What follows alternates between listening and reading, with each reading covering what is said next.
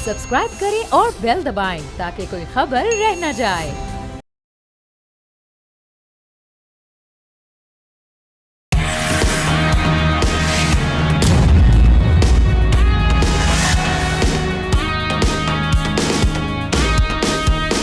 अस्सलामुअलैकुम, आप देख रहे हैं न्यूज़ पंच। मैं हूं आमना खटाना। आगाज़ में बात करेंगे पाकिस्तान तहरीक इंसाफ में अंदरूनी तकसीम और शदीद इख्तलाफात के हवाले से। खैबर पख्तूनख्वा के सदर जुनैद अकबर ने पार्टी नशस्त छोड़ने का ऐलान करके बहरान को मज़ीद गहरा कर दिया। पार्लिमानी पार्टी से अलहदगी और क़यादत को ना मानने का पैगाम बगावत की वाज़ेह तस्वीर पेश कर रहा है। दूसरी जानिब हम देख रहे हैं कि पानी से मुलाकात के हवाले से सुप्रीम कोर्ट में इस हवाले से समाअत भी हुई और साथ ही साथ तोशा खाना और दीगर मुकदमात पर भी अहम समाअत हुई। अदालत ने फ़रीक़ैन को नोटिस जारी करते हुए रिपोर्ट तलब कर ली। अदालत ने तोशा खाना फौजदारी केस के ट्रायल के खिलाफ दायर अपीलों पर समाअत के दौरान बैरिस्टर सलमान सफ्तर को बानी PTI इमरान खान से मुलाकात की इजाज़त देते हुए उन्हें अदालती नुमाइंदा मुकर्रर कर दिया। इसके अलावा कई केसेस में समाअत के लिए 3 रुकनी बेंचेस तश्कील दिए गए। अब आज की मुलाकात में क्या हुआ, उसके साथ साथ ये जो हम देख रहे हैं जुनैद अकबर, इनका पार्टी नशस्त छोड़ने का जो ऐलान है और पार्लिमानी पार्टी से भी अलहदगी, ये पार्टी पर किस हद तक असरअंदाज होगा और वजह क्या इसकी बेसिकली बनी है, इस पर बात करते हैं। एहतशाम साहब सीनियर एनालिस्ट हमारे साथ मौजूद हैं। Thank you so much Ehtesham साहब। कैसे देख रहे हैं आप? सबसे पहले तो हम बात कर रहे थे आज की मुलाकात जो हुई है, क्योंकि काफ़ी टाइम से हम देख रहे थे मुलाकात नहीं हो पा रही थी, काफ़ी कंसर्न्स थे PTI के। सो आज की मुलाकात में बेसिकली हुआ क्या? देखिए, हम ना मुलाकात से बात शुरू कर लें तो हम इसको इस अंदाज से देखेंगे कि ये आज की मुलाकात कैसे हो गई। और बावजूद इस बात के कि अटॉर्नी जनरल ने बहुत मुखालफत की थी, इसके बावजूद आपने देखा सुप्रीम कोर्ट ने इजाज़त दी, अमकस कुराई मुकर्रर किया था बैरिस्टर सलमान सफ्दर को। अभी आप ना देखें, जितने लोग बानी PTI से मिल के आते हैं, बेशुमार लोगों को आपने बाहर आके सुना होगा। मेरा ख्याल है जितनी समझबूझ के साथ वो बात करते हैं, उन्होंने जाने से पहले भी जो लोगों से गुफ्तगू की थी, बड़े नपे तुले 4-5 जुमले हैं। मेरा ख्याल है इस तरह के लोग अगर थोड़े से और मिल जाएँ तो मेरा ख्याल है PTI को बहुत रिलीफ मिल सकता है। अभी देखिए, सूरत हाल जिस तरफ जा रही है वो इस तरह है कि आपको याद होगा कि राना सनाउल्लाह और बाकी लोग कहते थे कि PTI के बारे में बातचीत होनी है, रिलीफ मिलना है, इसका फ़ैसला 8 फरवरी के बाद किया जाएगा। अभी आप देख लें 8 फरवरी को जिस तरीके से आप बताने की ज़रूरत नहीं है, इतना बड़ा कुछ शो नहीं कर सके। और जो सबसे अहम बात है कि आम तौर पे ज़रा सी भी जो कॉल होती है आमना, उस पर आप सारे नाके बंद होते हैं, रास्ते बंद होते हैं, इस दफ़ा कुछ भी नहीं किया गया। तो बैकग्राउंड में कहा जाता है कि कुछ थोड़ी बहुत मफाहमत वाली अंडरस्टैंडिंग पैदा ज़रूर हुई है। अब उसका फ़ायदा कितना तेज़ी के साथ उठाया जा सकता है, कितना नहीं उठाया जा सकता, आपने सब कुछ करके देख लिया। आप 9 मई भी गुजर गया, फिर आपने देखा कि जिस तरीके से 26 नवंबर भी गुजर गया, 8 फरवरी गुजर गया, कुछ नहीं हुआ। तो अब यही है कि आप उस तरफ आएँ। तो आमना मेरी इत्तला है कि कुछ थोड़ी सी बर्फ़ पिघली ज़रूर है। अब क्या इसके फौरी नताइज निकलेंगे नहीं निकलेंगे, अब यही कहा जा रहा है कि सब कुछ बानी PTI ने छोड़ दिया इनके ऊपर, अपने अचकज़ई साहब के पास और अल्लामा नासिर के साथ। और इनकी मुलाकात होने वाली है ना महमूद खान साहब की, इनकी मुलाकात होने वाली थी। इनकी मुलाकात प्राइम मिनिस्टर से हो जानी थी, लेकिन आपने देखा कुछ ऐसे मामलात है कि नहीं मुलाकात उसी कहा जा रहा है इसी हफ्ते प्राइम मिनिस्टर से इनकी मुलाकात हो जाएगी। और बहुत बड़ी बात है कि प्राइम मिनिस्टर ने कहा कि मैं खुद चल के आके अपोजिशन के चैम्बर में अचकज़ई साहब से मुलाकात करूँगा। अचकज़ई साहब के करीबी लोग आमना ये कहते हैं कि भाई उनको थोड़ा सा मौका दे दें, और मैं अगर ज़रा तल्ख हो जाऊँ तो वो कहते हैं अपनी ज़ुबानें ज़रा बंद कर लें, रुक जाएँ। अगर एक तरफ कोई मफाहमत की बात निकलेगी आपकी पार्टी के लिए, मुल्क की सियासत के लिए, और इसके लिए ज़रूरी है कि आप थोड़ा सा इंतज़ार करें। और ये सोशल मीडिया ब्रिगेड पे भी उन्हें बहुत ज़्यादा एतराज़ा, वो कहते हैं कि इनको बंद किया जाए। जब तक गाली गलौज का सिलसिला बंद नहीं होगा हमारी कामयाबी नहीं हो सकती। जब हम बात करने लगते हैं अगर इस तरह की खबरें आएंगी। अच्छा, आप देख लें हम ना, ये जो अभी मुलाकात के बाद उनकी ये जिस तरह सलमान सफ्दर गए हैं, वो जिस तरह की बात कर रहे हैं, अब मुझे बताएं कि अलीमा खान का भी नाम था, इसमें नहीं जाने दिया गया उनको। बैरिस्टर गौर का भी नाम था, आज मुलाकात के लिए नहीं जाने, सिर्फ इनको क्यों दिया गया? बैरिस्टर गौर का सुना था कि शायद उनको इजाज़त मिल जाएगी, लेकिन उनको नहीं मुलाकात की इजाज़त मिली थी। उसकी बुनियादी वजह है कि ये बाहर आके इन्होंने जो बात करनी, बड़ी नबी तुली बात, उसके बाद उन्होंने यही उनका कहना है कि जी हम मामलात को आगे लेके चलेंगे। और सुप्रीम कोर्ट ने जो हमें गाइडलाइन दी है उस हिसाब से हमारे केसेस की बात होगी। और उन्होंने जाके ये भी बात की है उनसे, बानी PTI से, उनकी सेहत के बारे में पूछा, इत्तला चाहिए कि वो स्टेबल हैं, तबीयत ठीक है। मुझे लगता है कि अब राना सनाउल्लाह साहब और कुछ और लोग ये चाह रहे हैं अचकज़ई की मुलाकात एक और आमना कहा जाता है कि जिस दिन हो गई अपने नवाशी साहब के साथ, तो उनके साथ उनके बड़े अच्छे ताल्लुकात हमेशा से हैं, तो लगता है कि कोई मामला जो है ना वो कोई थोड़ा सा मफाहमत की तरफ चल सकता है और फिर आइंदा आने वाले दिनों में कोई गिव एंड टेक होगा। मैं आपको आज ही बता देता हूँ, बगैर गिव एंड टेक के कुछ भी नहीं होगा। एक जी, उनसे मुलाकात के बाद फिर मामलात आगे जाएंगे, फिर दोबारा भी तवक्को कर सकते हैं कि आप शहबाज शरीफ साहब से, राना सनाउल्लाह से अचकज़ई की मुलाकात होगी और फिर बात बनेगी जी कि व्हाट नेक्स्ट, क्या करने की ज़रूरत है। इत्तेशाम साहब, सॉरी टू इंटरप्ट, ये क्लैरिटी दीजिएगा, ये जो आप मामलात बेहतरी की जानिब जाने में, इसमें क्या हुकूमत के साथ मामलात बेहतर होंगे या इस्टेब्लिशमेंट के साथ मामलात बेहतर हो रहे हैं? बर्फ़ वहाँ से पिघल रही है या यहाँ से पिघल रही है? जी। देखिए आमना, मैं आज आपको बड़े वाज़ेह तौर पे बता दूं कि इस्टेब्लिशमेंट जो है ना वो अपने तौर पे तो जैसा कि सब लोग जानते हैं कि उन्होंने मना कर दिया, बावजूद इतनी कोशिशों के, और ख़ुद बानी PTI इमरान खान ने कहा मेरी मुलाकात कराई जाए, मुलाकात नहीं हो रही, तो उन्होंने बड़ा वाज़ेह तौर पे एक ही इनकाउंटर हुआ था किसी सहाफ़ी के साथ अपने फील्ड मार्शल का, तो उन्होंने कहा था भाई हम इस काम में नहीं हैं, सियासत हुकूमत का काम करना है, सियासी लोगों का है, वो आपस में बैठे हों कुछ करें। दरवाज़ा आमना जो खुलना है ना वो यहीं से खुलेगा। जिसको ये कहते हैं कि ये हुकूमत जाली हुकूमत है, कोई मैंडेट नहीं है, चुरा मैंडेट है, रात दिन जो बातें होती हैं, ये थोड़ा सा अगर मेरे ख़्याल में ये सब्र करके जो मैंडेट दिया गया है अचकज़ई साहब को, वो मुलाकातें कर लें। और जो मेरी तला अचकज़ई साहब कहते हैं मैंने 2-3 चीज़ें जाके बानी PTI से करनी, उनको कहना है कि जी पहले तो आप मुझे बताएं फजल रहमान साहब आपसे इतने खुश नहीं थे, वो यही कहते थे कि अव्वल तो मेरी मुलाकात नहीं हुई, मुझे एश्योरेंसेस नहीं दी गई थी कि मैं हुकूमत के साथ अगर कोई चीज़ तय कर लेता हूँ आप उस पर कायम रहेंगे। सब लोग इसी बात से डरते हैं। अचकज़ई साहब का भी यही कहना है कि मैं उनसे अंडरटेकिंग लूँगा कि जी मैंने ये चीज़ें आपसे मनवानी है और वो चीज़ें मैंने हुकूमत से मनवानी है। अब देखें वही बात आ रही है कि बीच का रास्ता कहाँ होगा, ये कन्वर्जेंस ऑफ इंटरेस्ट कहाँ होगा कि हुकूमत भी समझेगी ठीक है। अभी जो इसके नेक्स्ट स्टेज में ये आमना ही हो सकता है, शायद मैं ये बड़ी बात कर दूँ, लेकिन कुछ इतलात हैं कि अगर ये बर्फ़ पिघली तो ये हो सकता है कि जो पहले भी बहुत बातें हुई थी कि ये बानी PTI को और पहले मरहले में बुशरा बीबी को वहाँ से निकाल के बनी गला लाया जा सकता है। ये बड़ा मानी खेज जुमला है, लाया जा सकता है। इसके लिए जो कुछ करने की ज़रूरत चीज़ें हैं उस पर अचकज़ई साहब काम ज़रूर कर रहे हैं। अब उसका किस हद तक फ़ायदा होगा, इस टाइम को कौन जिसको कहते हैं समझेगा कि ये वो लम्हे हैं जिसको हमें कैश कराना चाहिए। हमें खामोशी के साथ गाली गलौज किए बगैर अपना नुकरा रस पेश करना होगा। और सबसे अहम बात है कि कितनी देर तक ये बानी PTI खड़े रहेंगे अचकज़ई से के साथ, और किसी दिन लोगों का ख्याल एकदम कह देंगे कि जी मैं तो खुद फैसले करूंगा, मैं किसी को नहीं मानता। अब तक का रिकॉर्ड उनका यही है। तो मुझे लगता है कि कोई रिलीफ की कहानी हो सकती है, बड़ा है लफ्ज़ हो सकती है, लेकिन उसके लिए जो शर्तें हैं वही गिव एंड टेक है। अब 9 मई के हवाले से भी एक बड़ी खबर मैं आपको बताऊं जो उनको बताया गया कि यार आप कहते हैं कि जी हमने नहीं किया, आप उल्टा ये कहते हैं कि जी फॉल्स फ्लैग ऑपरेशन ने खुद करवाया। उन्होंने कहा चले 2 मिनट के लिए मान लेते हैं। वैसे तो DGI SPR कहते हैं कि इसमें जो लोग इन्वॉल्व थे जिनको सज़ाएँ दी हैं उसको बड़ा शोर किया था PTI ने, बड़ा जुल्म हुआ। उन्होंने कहा अपने लोगों को हमने सज़ाएँ दी है ना, बकौल आपके हमने कराया, तो इस पर आपको क्या तकलीफ। लोग कहते हैं कि इस बात को भी छोड़ दें, वो कहते हैं जी ठीक है फ़र्ज़ करें खुद ही उन्होंने कराया, आपके लिए क्या बेहतर है आप कहें कि जी गलत हुआ है, ये नहीं होना चाहिए था, जिसको अपने कैसर साहब भी कह चुके हैं, याज कैसर भी कह चुके हैं, और उसके बाद बैरिस्टर गौहर भी कह चुके हैं हमारे बच्चों से गलती वो सॉरी वाला मामला फिर आ गया। प्राइवेटली मैं आपको प्राइवेटली हमें सब लोग कहते हैं यार हमसे गलती हुई थी, गलत हुआ था। मैं तो हमने एक ऐसे आदमी को भी कोट कर सकता हूँ, मैं उनका नाम नहीं ले सकता, जिन्होंने मुझे बताया था हमें 1 साल पूरा लगा था ये प्लानिंग करने में कि हमने 170 जगहों पे छावनियों पे जाके कैसे हमले करने। और आखिरी अगर जुनैद अकबर के बारे में एक आपने कमेंट करना था, हम ना देखें जुनैद अकबर का हाल क्या हो गया।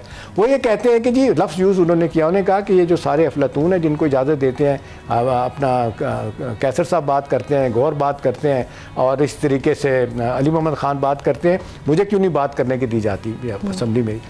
इसलिए वो कहते हैं, ये भी उन्होंने कहा, उन्होंने सख्त बातें की हैं अपने आमिर डोगर जो चीफ है पे उनके खिलाफ, स्पीकर के खिलाफ बातें की। आमिर डोगर लोगों को कहते हैं बाहर आके उनकी बातें हैं, उन्होंने कहा मैं तो सब लोगों के नाम देता हूँ, उनमें जुनैद अकबर का भी नाम होता है, अगर वो नहीं बोलने देते तो मैं क्या करूँ। तो वो फ्रस्ट्रेट बहुत हुआ हुआ है, इसमें कोई शक नहीं, वो भी हार्ड लाइनर है, उनके साथ है, लेकिन फॉर द टाइम भी खामोश क्यों है, नाराज़ है, उनकी नाराज़गी कैसे दूर होगी। अभी आने वाले दिनों में जो कुछ अच्छी डेवलपमेंट नज़र आ रही हैं, अल्लाह ना करे इसमें कोई और फितना पड़े, तो मुझे लगता है कि कोई मामला बेहतरी की तरफ जा सकता है। जी। राइट, आगे बढ़ते हैं, कुछ बात करेंगे बांग्लादेश में होने वाले इलेक्शंस के हवाले से। 12 फरवरी को नाजरीन 13वें जनरल इलेक्शंस के लिए इलेक्शन कमीशन ने तमाम तैयारियां मुकम्मल कर ली हैं। हमने देखा कि मुल्क भर में इंतखाबी मुहिम भी हुई। ढाका से चिटागोंग तक रैलियां, घर घर कन्वेंसिंग और अवामी इज्तिमात जारी हैं। ताज़ा सर्वे के मुताबिक BNP इत्तेहाद को 44.1%, जबकि जमात इस्लामी इत्तेहाद को 43.9% वोट मिलने का इम्कान है। 300 नशिस्तों के लिए तकरीबन 2000 उम्मीदवार मैदान में हैं, जिनमें 1732 रजिस्टर्ड जमातों से ताल्लुक़ रखते हैं। ये इंतखाबात इसलिए भी मुनफरिद हैं कि वोटर्स आइनी इस्लाहात के रेफरेंडम में भी राय देंगे, जिससे निज़ाम में तवाज़ुन लाने की कोशिश की गई है। दूसरी तरफ इंतखाबात में ख़वातीन उम्मीदवार 4% से भी कम हैं। ख़वातीन ने ढाका में मशल बरदार मार्च करके इंसाफ और मौसर नुमाइंदगी का मुतालबा किया। ये दुनिया का पहला इलेक्शन है जो जनरेशन Z के सियासी असरात के साए में होने जा रहा है। अब इस इलेक्शन में तबसरा करने के लिए, तजिया करने के लिए एहतशाम साहब के साथ हमें ज्वाइन कर लिया डॉक्टर जमील अहमद खान साहब ने, फॉर्मर एम्बेसडर। उनका इस पर तजिया भी लेते हैं। Thank you so much doctor साहब फॉर योर टाइम। सबसे पहले आपसे आगाज़ करते हैं, ये कहिएगा कि जिस तरह से हम बात करें मुनफरिद तो होने जा रहा है, लेकिन आपके ख्याल में चूँकि जनरेशन Z की इसमें पार्टिसिपेशन भी है, प्रेफरेंसेस भी हैं, उसको देखते हुए किस हद तक मुख्तलिफ होंगे? दूसरा ये कि क्लोज सर्वे जो हम देख रहे हैं दोनों जमातों के इत्तेहाद का, उसको देखते हुए आपको एक क्लियर स्टेबल गवर्नमेंट इस इलेक्शन के नतीजे में दिखाई दे रही है? क्या इम्कानात हैं? क्योंकि ये इलेक्शन नजर आ रहा है कि फेयर होंगे, ट्रांसपेरेंट होंगे। पहली मरतबा कोई 15 साल के बाद कोई नसीब होगा इन्हें इलेक्शन, कोई फेयर और ट्रांसपेरेंट इलेक्शन करवाना। तो उस लिहाज से महसूस होता है कि ट्रांजिशन में थोड़ी बहुत हिचकोले आएंगे, क्योंकि एक तवील अरसे तक रिप्रेशन वाली गवर्नमेंट थी, एक तवील अरसे तक जो है रिगिंग वाली गवर्नमेंट रही है। तो उसके बाद जब एक फेयर तरीके से आएगी तो जो लोग उसके बेनिफिशरी 15 साल से हैं माली तौर पर और ताकत के तौर पर, वो जाहिर है कुछ ना कुछ इसमें डिस्टर्बेंस, लेकिन महसूस यही होता है कि गवर्नमेंट बन जाएगी, फेयर तरीके से बन जाएगी। और जिस तरह आपने कहा अपने बयानिए में कि जो जनरेशन Z इसमें बहुत ज्यादा उसके साए तले, ये दुनिया का पहला इलेक्शन है जो कि total driven by Gen Z के तौर पर वो रहा है। रेवोल्यूशन भी इसी तरह हुआ, और अब जेन Z जो है वो देखिए कि जमात इस्लामी के साथ भी इन्होंने ये इत्तेहाद किया, 11 कोई दूसरी जमातें भी मिली हैं। तो इस लिहाज से जो आप सर्वे बता रही थी तो उसमें भी ज्यादा चांसेस। इस वक्त इलेक्शन का स्लोगन जो है वो बड़ा जेन Z को अट्रैक्ट करने वाला है। वो दुनिया में हर जगह होता है, पाकिस्तान में भी करप्शन के लोग बहुत खिलाफ हैं, तो ये करप्शन का नारा लेके चल रहे हैं जमात इस्लामी और जेन Z के 11 बाकी और जमातें भी जो हैं वो सिविल सोसाइटीज की। तो वो इकोनॉमिक बाकी जो है डेवलपमेंट का है, प्रोटेक्शन, माइनॉरिटीज को काफी प्रोटेक्शन की बात कर रही है ये जमात, और बाकी हसीना वाजिद को वापसी न लाने पर गम गुस्सा का इजहार कर रही है। तो वो भी वोटर सपोर्टर में काफी इनके मशहूर है, जिससे कि महसूस होता है कि ये काफी हद तक इलेक्शन जो है इसमें एक ट्रांसपेरेंट तरीके से, लेकिन जियोपॉलिटिकल डायनामिक्स में इस इलेक्शन के असरात बड़े दूर रस होंगे, क्योंकि जो फॉरेन पॉलिसी की रीअलाइनमेंट होगी और रेफरेंडम के बाद जो एक इन्होंने अपर हाउस और लोअर हाउस के लिए रेफरेंडम करा रहे हैं, प्राइम मिनिस्टर के मुद्दत को लिमिट कर रहे हैं, तो उन तमाम चीज़ों का भी साथ में ही फैसला हो जाएगा। और जब फैसला हो जाएगा तो एक बैलेंस आ जाएगा उसमें पूरे हुक्मरानी में। तो उस लिहाज से जो फॉरेन पॉलिसी की रीअलाइनमेंट भी साफ नजर आती है, और वो लीनिंग चाइना और जाहिर है पाकिस्तान के ताल्लुकात भी इसी वजह से अच्छे हुए हैं, और महसूस होता है कि वो अच्छे जारी रहेंगे इस तरीके से। और ये और बात है बांग्लादेश नेशनलिस्ट पार्टी अगर इक्तदार में आए, दोनों में से कोई भी आए, और पाकिस्तान के साथ आप क्या समझते हैं कि ताल्लुकात जो अभी हैं जिस तरह से हम देख रहे हैं, इससे बेहतर मजीद होंगे? नहीं, तारिक रहमान की पार्टी बांग्लादेश नेशनल पार्टी जो है वो थोड़ा सा 19-20 का फर्क पड़ेगा, लेकिन वो उससे ज्यादा नहीं पड़ेगा, क्योंकि वो चाहेंगे कि उनके ताल्लुकात इस्तवार रहें बाकी नेबरिंग कंट्री, खास तौर पर इंडिया से भी वो चाहेंगे कि कुछ तिजारत वगैरह का सिलसिला, लेकिन उनकी फॉरेन पॉलिसी का रुख लीनिंग 2 वजह से पाकिस्तान की तरफ होगा। एक तो पाकिस्तान, दूसरा ये है कि चाइना की तरफ जो लीनिंग है, और चाइना ने जो फ्रेंडशिप ब्रिज उनको बना के दिया है, बाकी इंफ्रास्ट्रक्चरल डेवलपमेंट कर रहे हैं, उसमें वो वजह भी है। और दूसरी वजह ये है कि चाइना एक ऐसा पावर है जो कि काउंटर कर सकता है, जो कि इसको इंडिया ने जो जुल्म और ज्यादती करवाई हसीना वाजिद का फेस सामने रख के, तो उस लिहाज से माशरा इस चीज को समझता है कि अगर हमारी अलाइनमेंट ऐसी ताकतों के साथ हो जिससे इंडिया अपनी रिप्रेशन न करवा सके किसी और आने वाली हुकूमतों से, तो ये भी एक वजह मालूम होती है। लेकिन जो ताल्लुकात हैं उसमें दोनों में से कोई भी पार्टी आए, 19-20 के फर्क से वो ताल्लुकात जारी रहते नजर आ रहे हैं।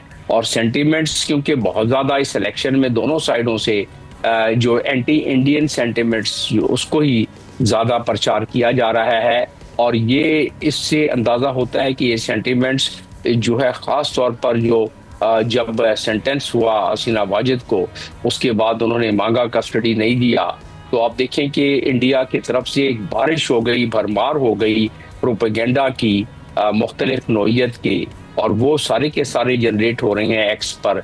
90% जो पोस्ट जनरेट हो रही है, जो कि उनके खुद के टेकर प्राइम एडमिनिस्ट्रेटर ने, डॉक्टर यूनुस ने बताया ये। तो इन चीज़ों को अगर अहाता किया जाए तो यही महसूस होता है कि ये सिलसिला जारी रहेगा।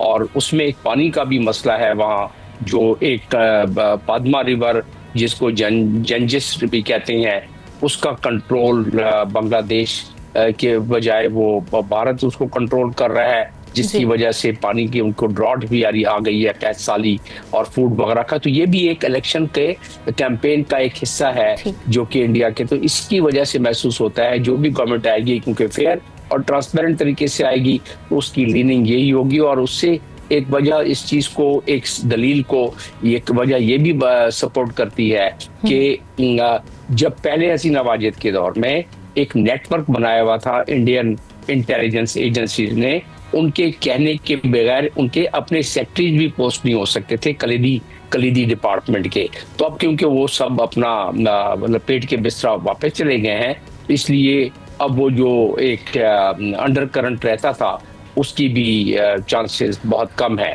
और इसकी गमाज़ी ये करता है कि जो दरो दीवार पर सारी तहरीरें अभी नजर आ रही हैं और जिसकी रिपोर्टिंग हो रही है, ग्राफिटी जिसको नक्शो निगार कहती हैं, वो यूनिवर्सिटीज की दीवारें हों, पब्लिक की दीवार उसमें हों, उनमें ये तमाम चीजें जो मैं गुफ्तगू कर रहा हूँ इसका रिफ्लेक्शन भी नजर आता है। तो इन चीजों को, और फिर साथ में एक और चीज जो आ गई, एक बहुत बड़ा बयान आ गया जो उनके साबका chief of army staff Iqbal Karim का बयान आ गया, जिससे ये जो नैरेटिव बना है दोनों पार्टीज का, चाहे वो नेशनल बांग्लादेश नेशनल पार्टी हो या वो दूसरी पार्टी हो जमात इस्लामी और उसके कोलिजन पार्टी, तो उस लिहाज से दोनों के लिए वो बयान बड़ा खतरनाक है। बांग्लादेश में जो 17 साल तक जुल्म और तअद्दी, जबर सितम चलता रहा है, उसको उन्होंने एडमिट किया है कि कैसे होता रहा है। बांग्लादेश के फोर्सेज इंटेलिजेंस, जो उनकी कंबाइंड इंटेलिजेंस है, वो किस तरह लोगों को ऑब्वियसली ये सारे जो मामलात हैं इसके बड़े असरात हैं दूरस्थ। डॉक्टर साहब एक ब्रेक की जाने पड़ते हैं, ब्रेक के बाद वापस आएंगे, फिर कंटिन्यू करेंगे डिस्कशन को। Welcome back. बांग्लादेश के इलेक्शंस के हवाले से डिस्कशन का सिलसिला जारी है। डॉक्टर साहब मैं आपकी जानिब दोबारा आऊँगी, मैं एहतशाम साहब की जानिब चलती हूँ। एहतशाम साहब, आप किस तरह से इस बार के इलेक्शंस चूँकि हम देख रहे हैं बड़े मुख्तलिफ होने जा रहे हैं, क्या देख रहे हैं, किस तरीके की हुकूमत बनते हुए आपको दिखाई दे रही है? क्योंकि जो फिगर्स आ रहे हैं सर्वे को देखते हुए वो काफ़ी क्लोज हैं, और साथ ही साथ अगर ये देखा जाए कि जमात इस्लामी के साथ जो अलायंस बन रहा है, ये वही तलबा मूवमेंट के लोग हैं जिन्होंने तहरीक चलाई थी और उसके बाद तहरीक कामयाब हुई और हसीना वाजिद की गवर्नमेंट यहाँ से ख़त्म हुई, उनका इक़्तिदार पलटा। सो उनके साथ अलायंस होते हुए जमात इस्लामी की पोजीशन को आप कितना स्ट्रॉन्ग देख रहे हैं? जी, हमने देखे, मेरे ख्याल में ये 13वें जो पार्लिमानी इलेक्शन बांग्लादेश में हो रहे हैं, अहम नहीं है, बहुत अहम है। जिस तरह डॉक्टर साहब भी बात कर रहे हैं, खित्ते की सियासत पे दूरस्थ नताइज इसके पैदा होंगे, और फौरी तौर पे जो इंटरनेशनल मीडिया हम ना इसके बारे में ख़बरें भेज रहे हैं ना, वो वाकई वो जो कहते हैं ना एंटी इंडियन सेंटिमेंट्स हैं और प्रो पाकिस्तान सेंटिमेंट्स के तौर पे सब कुछ देखा जा रहा है। मतलब आप देख लें, 17 करोड़ की आबादी में 12 करोड़ 70 लाख लोग वोट देने जा रहे हैं और 3 बड़ी पार्टी हैं। तीन बड़ी पार्टियां आप देख लें, बीएनपी बड़ी पार्टी है और देख लें तारिक रहमान बहुत अरसा बाहर रह के वापस आए हैं जिस तरीके से और पार्टी को कंट्रोल कर रहे हैं, तो बड़ा उनका होल्ड भी है। जमात इस्लामी को हम ना रूल आउट नहीं कर रहे, उसके भी आप देख लें कि बहुत ज़्यादा जिसको कहते हैं पूरे मुल्क में बड़ी गहरी जिसको कहते हैं उनकी हैं छापें, वो इस वक्त कहा जा सकता है कि ये कोई अचंबा नहीं होगा अगर वो भी जीत जाए तो। लेकिन एक थोड़ा सा इसमें मसला ये है कि जिस तरीके से वो नेशनल सिटीज़न पार्टी वो जैनजी वाले जो है ना, अब देखें क्या इस वक्त स्ट्रेटजी बन रही वहाँ पे, उनके मेजॉरिटी के लोग जो है ना वो सपोर्ट कर रहे हैं बीएनपी को, Bangladesh national party Tariq Rahman party को कर रहे हैं। अब इस इलेक्शन में क्या होगा, वो अपने तौर पे पार्टी इतनी इफेक्टिवली काम नहीं कर रही जितनी वो सपोर्ट जो है ना वो तारिक रहमान बीएनपी के लिए कर रहे हैं, तो वहाँ से लगता है कि ज़्यादा चांसेस इनके हो सकते हैं। दूसरा हम ना देखें इसमें तीसरी चौथी जो पार्टी थी ना अवामी लीग, वो किधर चली गई?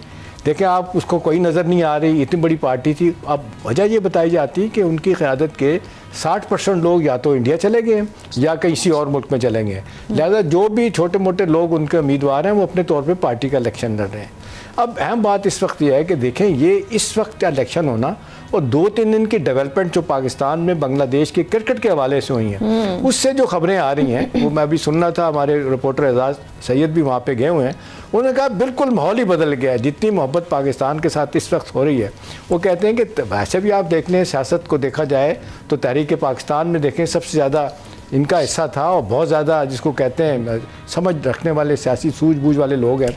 तो वहाँ से जो खबरें हैं ना कि इस आइंदा का सिनेरियो जो बनेगा उसमें पाकिस्तान के साथ ताल्लुकात जो इस वक्त हैं उससे बहुत आगे जाएंगे। इंटरिम गवर्नमेंट ने आपने देखा डॉक्टर यूनुस साहब ने जिस तरह काम किया, पाकिस्तान के साथ ताल्लुकात बढ़ाए, हर मौके पे गए। फिर अभी हमारे प्राइम मिनिस्टर गए हुए थे, अभी आपने देखा वहाँ पे अपना क्या कहते हैं खालिदा ज़िया की जब वफ़ात हुई थी उनके जनाजे के लिए, तो वहाँ पर बड़ी पॉजिटिव खबरें आई थी। तो मुझे लग रहा है ज़ाती तौर पर कि इलेक्शन बीएनपी पार्टी जीत जाएगी, अगरचे टफ टाइम इन्हें मिलेगा।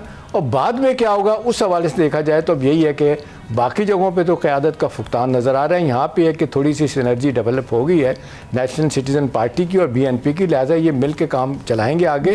और उनको एक बड़ा शिद्दत के साथ आमना इस बात का एहसास है कि इस वक्त हिंदुस्तान मौके की तलाश में, देखें किस तरीके से उनके 2 लीडरों को पिछले दिनों ने मरवाने के बाद वो भाग के वापस चले गए। इंडिया ने गए भी आए थे बंगाल के रास्ते से, मार के चले भी गए थे। तो मेरा ख्याल है इसकी अहमियत इस लिहाज से ज़्यादा है कि पोस्ट इलेक्शन सिनेरियो जो बता रहा है कि बांग्लादेश की सियासत में बड़े पैमाने में तब्दीली आएगी, उसका एक अहम फैक्टर पाकिस्तान बनेगा। पाकिस्तान के साथ ताल्लुकात उनके और मजबूत होंगे और प्रोसेस में भी आप देख लें जिस तरीके से आपने देखा कि श्रीलंका के लोग आए यहाँ पे, क्रिकेट के टीम के आए, उन्होंने पाकिस्तान के जिस तरीके से मुलाकातें की हैं और प्राइम मिनिस्टर ने फैसला कर लिया, कहा है कि जी पाकिस्तान इनके साथ हिंदुस्तान के साथ जिसको कहते हैं मैच क्रिकेट का खेलेगा, उससे भी वहाँ पे भी सेंटीमेंट बहुत पॉजिटिव है। इस वक्त श्रीलंका में भी भूटान के ताल्लुकात उनके साथ वैसे ही ठीक नहीं है, बाकी छोटे छोटे मुल्क नेपाल उनसे बड़ा तंग है, उनकी पोर्ट ही कोई नहीं बेचारों की, बम्बई पोर्ट से सारा सामान आता है, कहते हैं आधा खा जाते हैं इंडियन, कुछ देते भी हैं तो बहुत ज़्यादा रिश्वत। मेरा एक दोस्त था वो जो मेरे साथ अमेरिका में एक दफ़ा था, वो कहते हैं बड़े मुश्किल हालात है, पुरानी बात है, वो कहते हैं हमें जितने बुरे तरीके से तंग किया जाता है, हम नफ़रत करते हैं हिंदुस्तान की जो इस वक्त पॉलिटिक्स है उनके लीडरों से। तो हमारे लिए बहुत अहम है आमना। और मैं एक सवाल डॉक्टर साहब से पूछना चाहूँगा, डॉक्टर साहब ये अभी जो डेवलपमेंट्स जिस तरीके से सियासी मैदान में पूरी दुनिया में हो रहे हैं, अब अपना इंडिया के जितने मुबसरीन हैं, जितने लोग हैं, वो शॉर्ट ऑफ गाली निकालने के वो सब कुछ कह देते हैं कि ये क्यों बांग्लादेश पाकिस्तान के साथ चला गया।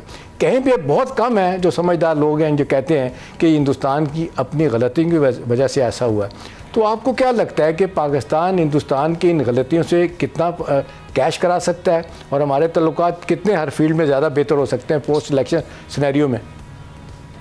पहली बात तो यह है कि मैं आपके चैनल पर भी कह चुका हूं कि हमने थोड़ा स्लो मूवमेंट में इस पे काम किया है। जो जज्बात थे, देखिए ये बानियाने पाकिस्तान की औलादें हैं जो आपको इस वक्त नजर आ रही हैं जेन जी में ज़्यादातर, और वो उसमें कौन नहीं जानता है कि सरवर्दी साहब का क्या किरदार रहा है पाकिस्तान में, कि फजलुल हक साहब का क्या रहा है पाकिस्तान के बनाने में और पाकिस्तान मूवमेंट में और हमारे जो रेजोल्यूशन पास होने में। तो इन तमाम चीज़ों का एक जो माहौल बना, और फिर वो माहौल इस वजह से भी बना कि जो जुल्म और तादबी होती रही है 17 साल तक हसीना वाजिद के ज़माने में, जिसमें लोगों ने अपनी आंखों से महसूस किया। और ये जो मैंने बता रहा था कि इनके फार्मर COS हैं, जो इन्होंने बयान दिया, आंखों देखा हाल बताया, खुद कमांडर थे ये उस सारे जो कोऑर्डिनेटेड और इंटीग्रेटेड इंटेलिजेंस एजेंसी थी जिसने ये सारी जुल्म और बर्बरियत की रैपिड रिस्पांस फोर्स को मिला के अपने साथ। तो ये तमाम चीज़ें लोगों के दिलों में भी है, जिसकी वजह से ये पाकिस्तान के लिए एक नरम गोशा और एक मोहब्बत कुदरती तौर पर, आपने देख लिया कि जो आपने अभी क्रिकेट की बात की, तो पाकिस्तान भी उसी लिहाज से चल रहा है। पाकिस्तान के दिल में भी वही जज्बा है। तो उस लिहाज से अगर देखा जाए तो यस, ये मामला आगे जाके और मजबूती की तरफ जा रहा है। इंडिया तो स्पॉइलर का काम करेगा, अमेरिका भी इससे बहुत ज़्यादा खुश नहीं होगा, क्योंकि उनकी अपनी स्ट्रेटेजिक अलायंस है इसके साथ, इंडिया के साथ। और अगर बांग्लादेश में, क्योंकि जो भी प्रोजेक्ट्स चल रहे हैं चाइना के, वो चाइना के करीब आता है, तो उस लिहाज से तो एक हमारा CPEC एयर कॉरिडोर भी बन जाएगा बांग्लादेश देश के साथ आगे चल के, और हमारा डिफेंस पैक्ट वगैरह का भी आगे बात हो सकती है इस पर। लेकिन हमारी हुकूमत को, डॉक्टर साहब, ये जो अपराइजिंग की लेगेसी है, सारी पार्टियां इसको आके लेके जाना चाहते हैं, ये अपराइजिंग की लेगेसी जो है, आपके ख्याल में इसकी कितनी अहमियत है और किस तरीके से ये हिंदुस्तान से नफरत का सिलसिला वहाँ और बढ़ेगा और पाकिस्तान के करीब लोग ज़्यादा आएंगे? वो मुझे बांग्लादेश का एक इनका जुमला बांग्लादेशी में आजकल नारा वहाँ लग रहा है कि बांग्लादेश किसी के बाप का नहीं है। वो बांग्लादेश में इसका नारा लगा रहे हैं, बांग्लादेशी जुबान में, नापुर बापा समथिंग। तो वो उससे अंदाजा होता है, हर जगह ये नारा लग रहा है। ये इंडियन इन्फ्लुएंस की वजह से नारा लग रहा है कि जिस तरीके से इंडियन इन्फ्लुएंस था और जिस तरह वो कोशिश कर रहे हैं करने की, उस लिहाज से तो ये वो जज्बा तो जारी और सारी है, और वो जज्बा बढ़ता हुआ नजर आ रहा है। लास्टली डॉक्टर साहब, ये जो हम देख रहे हैं इस इलेक्शन में खवातीन की जो रिप्रेजेंटेशन है वो अंडर 4% है। पहले खालिदा ज़िया, उसके बाद हसीना वाजिद, हमने ये 2 खवातीन वहाँ पे प्राइम मिनिस्टर बनते हुए देखी। इस बार जो इलेक्शंस में खवातीन की रिप्रेजेंटेशन कम होने के बाद आप क्या इसके असरात देख रहे हैं? अरे उसमें लेगेसी की बात है, वो 50 जो रिजर्व सीटें हैं उसमें महसूस होता है कि काफ़ी उसकी कमी पूरी हो जाएगी। और क्योंकि वो तो एक लेगेसी की बात थी, एक कब्जा था, कब्जा ग्रुप था, 2 ख्वातीन अपनी जगह पर। लेकिन हसीना वाजिद के हवाले से तो कहा जा सकता है कि जो एक लेगेसी चल रही थी, उसी नेटवर्क को इस्तेमाल करते हुए, उसी इंडियन नेटवर्क को इस्तेमाल करते हुए वो जो रिप्रेशन का सिलसिला रखा, और जिसमें सारों को स्टेक होल्डर बना लिया, अपने जर्नलों को भी, अपने अफसरों को भी, अपने आप अंदाजा करें कि अवामी लीग के स्टूडेंट विंग जो है वो रैपिड रिस्पांस फोर्स के साथ मिलकर ऑपरेशन कर रहे होते थे। ये जब अपराइजिंग हुई है उसमें भी उन्होंने एक्शन किया है।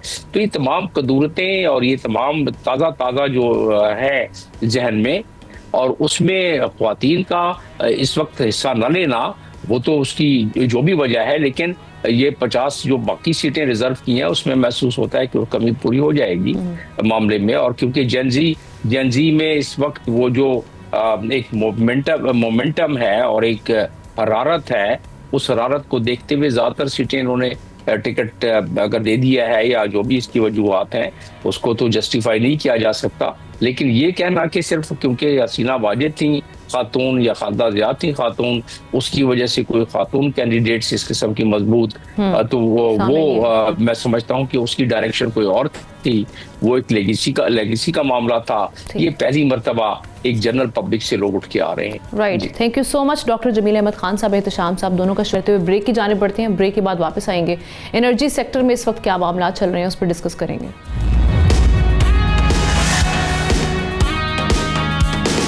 कुछ बात करेंगे इस वक्त जो एनर्जी सेक्टर में मामला चल रहे हैं। पाकिस्तान में सोलर तवानाई पॉलिसी का रुख बदल गया है। अब यूनिट के बदले यूनिट का निज़ाम ख़त्म, सारिफ सस्ती बिजली बेचेगा और महंगी खरीदेगा।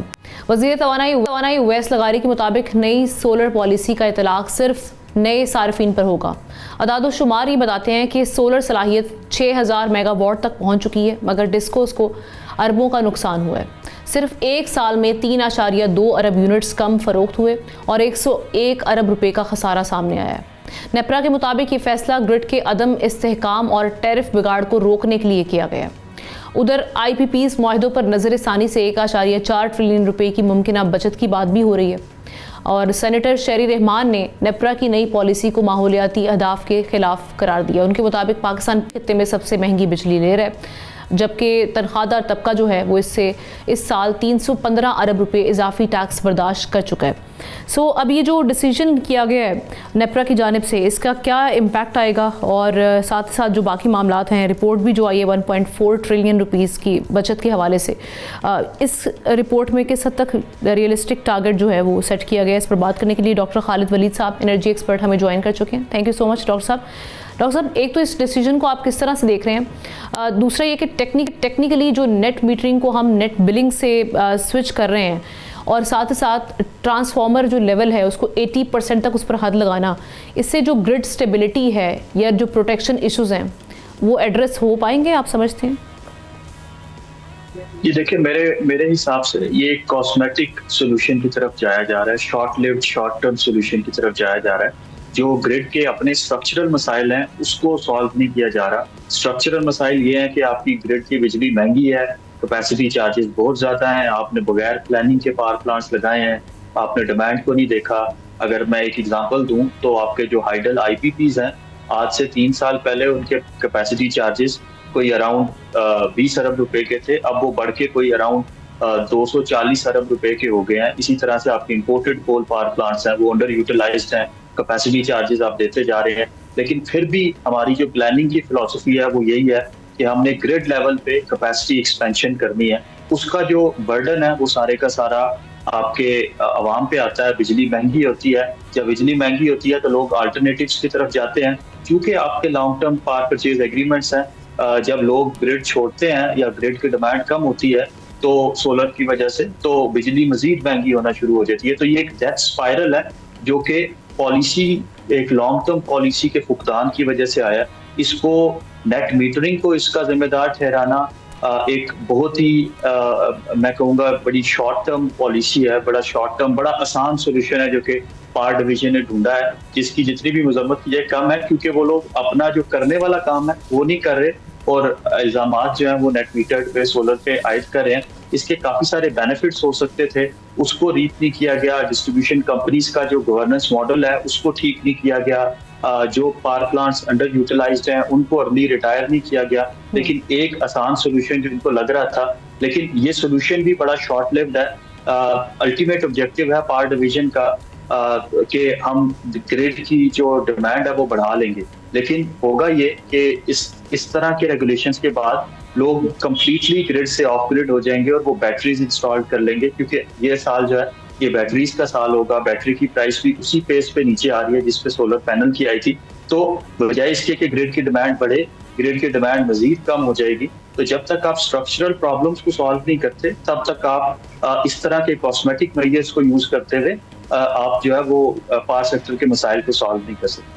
राइट और ये जो हम बोर्ड का भी जिक्र कर रहे हैं कि 1.4 ट्रिलियन रुपीस की बचत का जो एक एस्टिमेशन लगाया इन्होंने आईपीपीज के साथ रीनिगोशिएशन का, आप समझते हैं कि ये जो अभी रिस्क को देखते हुए, चाहे वो लीगल रिस्क हो या बाकी जो मामला हैं उनको देखते हुए ये किस हद तक आपको रियलिस्टिक टारगेट लग रहा है और इससे किस हद तक इम्पैक्ट आएगा?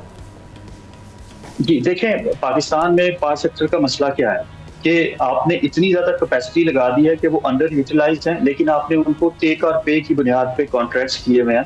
आपको पैसे देने ही देने हैं, बेशक वो जीरो इलेक्ट्रिसिटी प्रोड्यूस करें।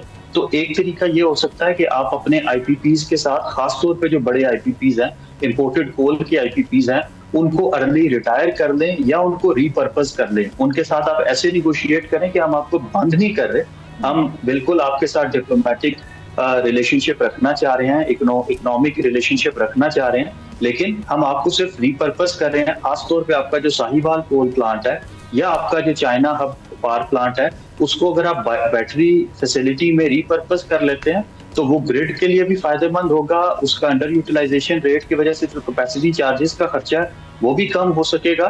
तो अगर इस तरह की इंटीग्रेटेड प्लानिंग होती है तो पाकिस्तान 1.8 ट्रिलियन जो आपने नंबर बताया वो वाकई बचत हो सकती है। लेकिन साथ साथ में आपको सोलराइजेशन को फरोग देना होगा और जो आपके fossil fuel based power plants हैं वो आपको अर्ली रिटायर करते जाना होगा, तब जाके आपका जो ग्रिड है वो ठीक हो सकेगा। और साथ साथ में ट्रांसमिशन में भी इन्वेस्टमेंट्स, तो अगर इस तरह की इंटीग्रेटेड प्लानिंग हो तब जाके आप अपने पावर सेक्टर को ठीक कर सकते हैं, वगरना इस तरह के स्ट्रक्चरल मसाइल बड़े लॉन्ग टर्म के लिए चलेंगे।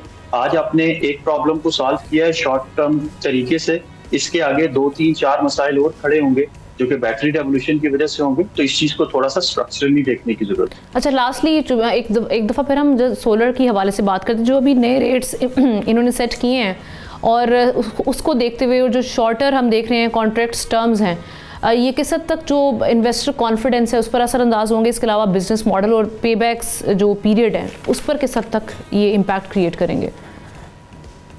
देखिए, आपने बिल्कुल डिसइंसेंटिवाइज कर दिया, नेट मीटरिंग से नेट बिलिंग कर दिया, विच मींस आप एवरेज एनर्जी प्राइस पे यूनिट खरीद रहे होंगे दिन में, जो कि आपकी अराउंड 11 रुपए बनती है, और रात में आपको 33, 35, 38, 44 रुपए का यूनिट जो है वो बेच रहे होंगे। डिसइंसेंटिवाइज कर दिया, आपके जितने इन्वेस्टमेंट डिसीजंस थे वो आपने जो है वो डिसअलाउ कर दिए। अब कोई भी लॉन्ग टर्म प्लानिंग नहीं कर रहा होगा, खासतौर पे वो कंपनीज जो कि इंडिजिनाइज करना चाह रही थी मैन्युफैक्चरिंग प्रोसेस को सोलर के पाकिस्तान में, चाइनीज कंपनीज रीलोकेट होना चाह रही थी, वो इन्वेस्टमेंट्स रुक जाएंगी।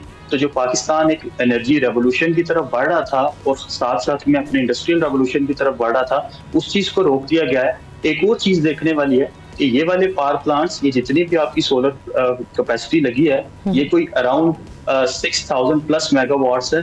इसी के अगेंस्ट आपने 6000 प्लस मेगावाट के इंपोर्टेड कोल के पावर प्लांट्स लगाए, उसके लिए आपने कोई $6 बिलियन का कर्जा लिया चाइना से। ये वाले पावर प्लांट्स सोलर पैनल्स के जो के थ्रू आ रही है बिजली, ये किसी कर्जे के बगैर है, कोई आपकी लॉन्ग टर्म हार्ड कंडीशनैलिटीज नहीं है, तो इसकी यूटिलिटी को हुकूमत को समझना है। एक और चीज जिस पे शायद बात होनी चाहिए वो रेगुलेटर का रोल भी है कि रेगुलेटर ने बड़ी तेजी में जल्दी में ये डिसीजन ले लिया। शायद मेंबर्स भी पूरे नहीं थे नेपरा के, 2 मेंबर्स भी कम थे, तब भी ये डिसीजन आ गया। तो इस चीज को थोड़ा सा देखना होगा कि क्यों ये इतनी तेजी में डिसीजन लिया गया, क्या इसका ताल्लुक डिस्ट्रीब्यूशन कंपनीज की प्राइवेटाइजेशन के साथ है या क्या अवामिल है। लेकिन अगेन इसको आप समझते हैं चैलेंज हो सकता है ये डिसीजन?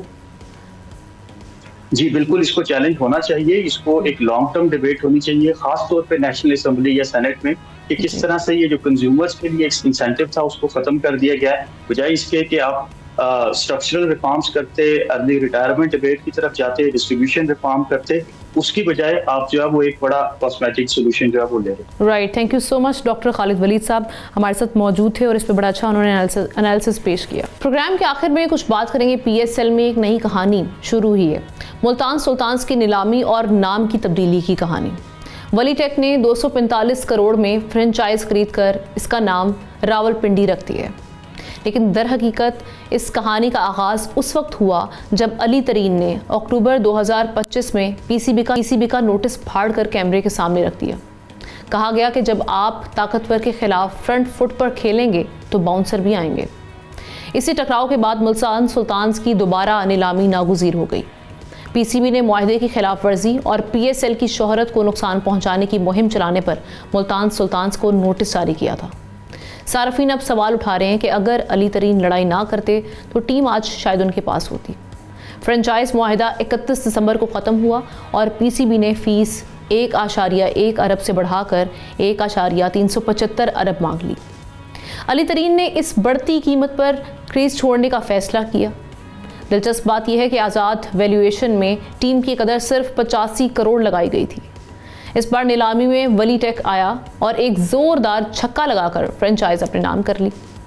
ये सिर्फ एक फ्रेंचाइज की हार जीत नहीं, सिस्टम और फैसलों की भी कहानी है। अब सवाल ये है कि ऐसे फैसले PSL की पिच को मजबूत करेंगे या मज़ीद तनाज़ा पैदा करेंगे। और सबसे बड़ा सवाल, इस सबसे पाकिस्तानी क्रिकेट में कितनी बेहतरी आएगी। इस खबर के हवाले से कमेंट सेक्शन में जाके आप अपनी राय का इजहार कर सकते हैं। हमें प्रोग्राम से इजाज़त दीजिए, इंशाल्लाह कल मुलाकात होगी। अल्लाह हाफ़िज़।